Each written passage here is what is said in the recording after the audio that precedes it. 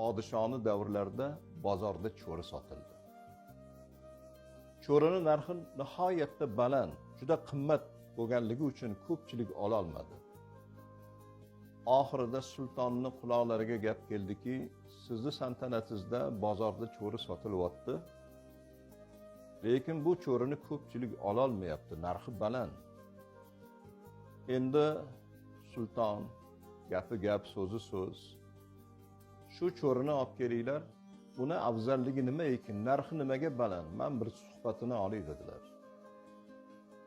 Cho'rini yetaklab sultonning huzuriga, podshohning huzuriga olib kelganlarida so'radilar. Narxing nihoyatda baland, qimmat narxda sotilayotgan ekansan. Birovdan ortiqchalik joying yo'q, husnda ham, boshqa bir jihatda ham. Nima uchun narxing bunchalik baland?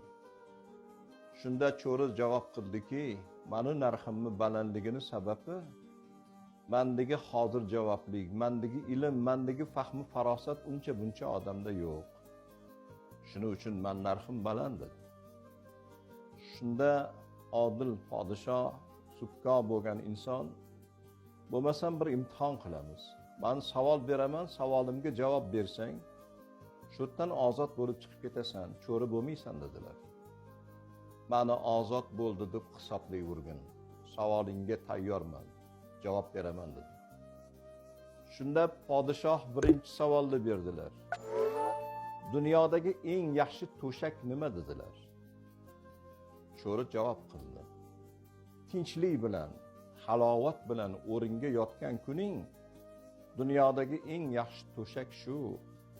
Tinchliging bo'lmasa, xotirjamliging bo'lmasa, oltin qoplangan to'shakda yotsang ham tikonning ustida yotgan bilan barobarsan. Bergan javobingdan men roziman. Endi ikkinchi savolim. Dunyodagi eng lazzatli taom nima dedilar? Cho'ri javob qildi. Dunyodagi eng lazzatli taom qorning och qolgan paytda yegan ovqating. Qorning och bo'lib turgan paytda taom tanlamaysan, mog'orlagan nonni ham ko'zingga surib yeysan. Shirindek tomog'ingdan o'tadi. Eng lazzatli taom qorning och qolgan paytda yegan taom. Bergan javobingdan men roziman. Dunyodagi eng xushbo'y hid qanaqa hid? Dunyodagi xushbo'y hid nima hid deganda cho'ri javob qildi. Dunyodagi eng xushbo'y hid bu onangning hidi.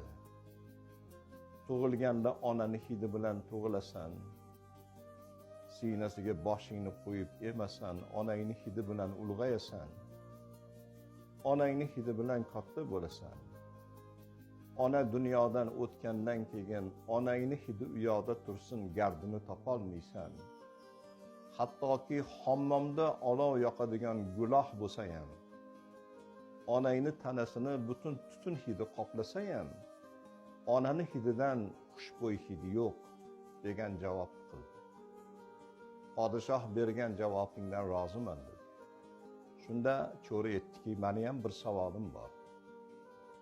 Saltanating katta, dunyoying bor. Podshohsan. Qo'lingni qaqqa cho'zsang, qo'ling yetyapti, imkoning bor. Og'zingdan chiqqan gap hammasi muhayyo bo'ladi. Endi meni bitta savolim. Tarozi bir pallasiga amalingni qo'y, mansabingni qo'y, saltanatingni, dunyoyingni qo'y. Bir pallasiga onangni hidini qo'ygin, onangni hidini toparmikinsan? Shuncha dunyoying bor, martabang ulug', sultonsan. Onangni hidini orqaga qaytara olasanmi? Degan savolni berdi.